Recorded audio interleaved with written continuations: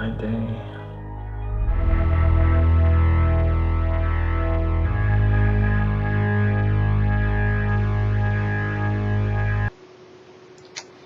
I've heard about this movie for a while.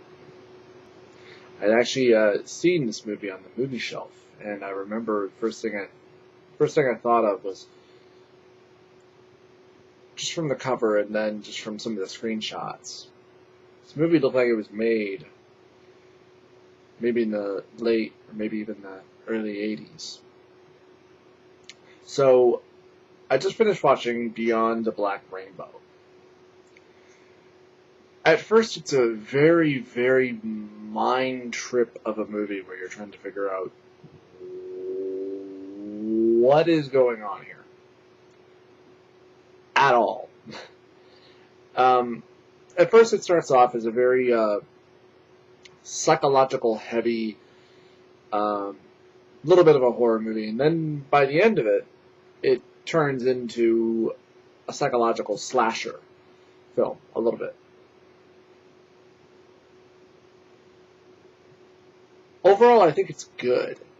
I mean, I do think it's a good movie. It might be hard to sit through for the first time. I mean, it wasn't really that hard for me. There were a few slow moments, but it did pick up, and then when it grabs you, it grabs you. And it really grabs you with a lot of the horror. And the music in this movie, I love it. Yeah, and bear in mind, this movie was only made 4 years ago.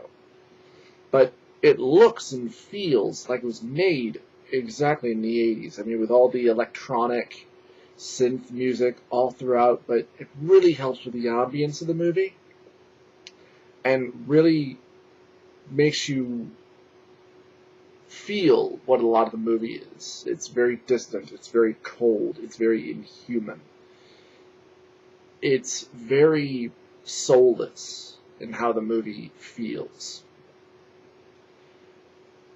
Okay, so what's the plot of this movie?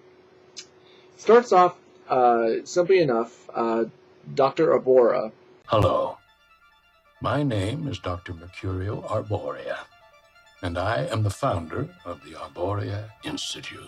This old man who starts this institute in the 60s that is... It's a little bit like the Dennis Leary. Sorry, quick edit. Turns out the guy I was talking about was Timothy Leary. He was, I believe he was a former professor who was experimenting in mind-altering drugs in order to try and enhance the human mind and the human spirit. Well, that's kind of what this doctor in this movie wanted to do.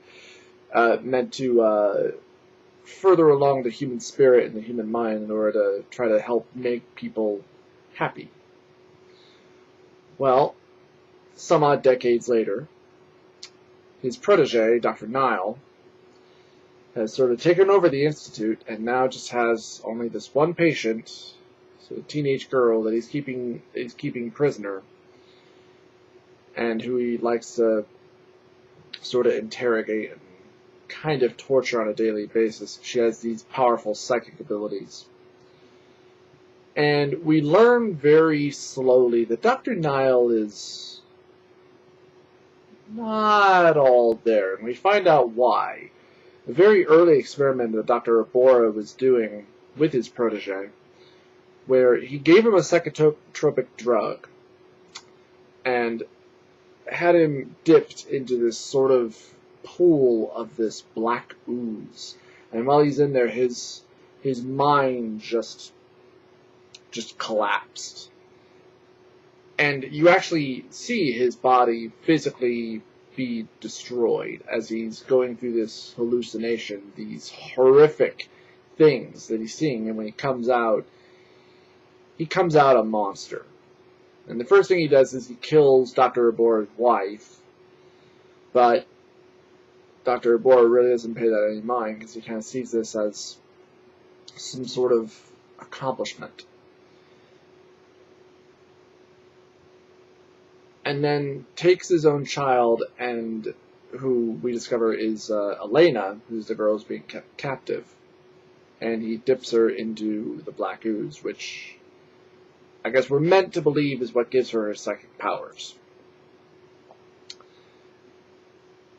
Well, eventually Dr. Nile decides, because Dr. Arbora is still alive, still just in a vegetative state.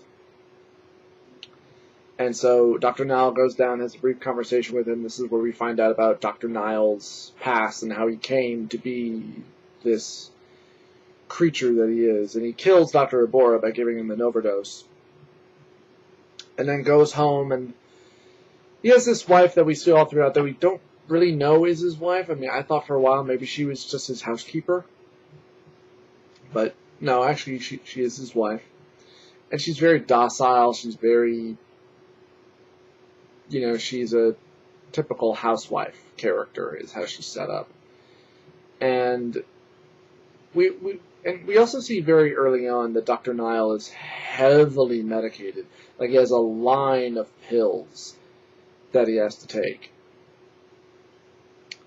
And eventually he discards his physical disguise, because this whole time he wears this sort of wig and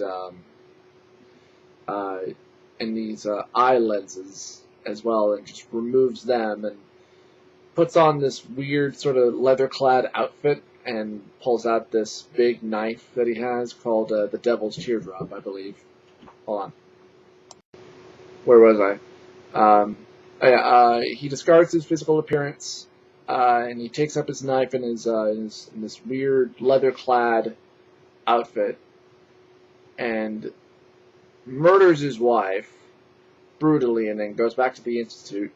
By this time, Elena has escaped, makes her way into the real world, and yeah, it's just it's one of those kind of movies where, it really does kind of make you think, but at the same time, with a lot of what's going on and a lot of what the movie's trying to tell, it doesn't connect to you very well. It's like it's one of those movies where you really have to go like, okay, what's going on? I mean, after the movie was over, I actually went and looked at the Wikipedia on this movie to find out exactly, okay, what all was really going on. And the movie is a bit of an anticlimactic ending, too, where after Elena, and these are kind of spoilers, so, where after Elena gets out and she's wandering the wilderness, Dr. Nile is out hunting for her because one of the sort of robot bodyguards that they have at this institute, who were once human, one of them implanted some sort of a tracker in her neck. Well, while he's out tracking her, he stumbles upon these two drug addicts that are just hanging out and brutally murders them after, holding one hostage and asking him, where is she? And then convinces himself that they fucked her and then just brutally killed them. Finds her and wants her to come to him. She uses her psychic powers to wrap these sort of tree limbs around his feet, and he goes to pursue her. She manages to trip him with this, and he bashes his skull on a rock, and that's how he dies. The second that happened, I felt like, wow, that was very anticlimactic. And then she finds herself in a suburban area, and then the movie ends. I really, really do like this movie's soundtrack. I think it's really good. There's one song in particular that plays over the credits by a band I'd never heard of called SSQ. Apparently they existed in the 80s. They were an electronic band, and it's this song they play over the credits is called Anonymous, and it's works quite well for the movie in and of itself. I rented this movie for about $4 off the PlayStation Network. It took me a while to download because my internet's kind of iffy at times. But this was a pretty interesting movie. I'm so glad that I watched it. I don't know if I would watch it again, but I would give it a recommendation if you're interested in good psychological horror movies. You should definitely check this one out. So, Beyond the Black Rainbow, it certainly gets a recommendation. Check it out. Alright, I'll see you guys next time. Take care.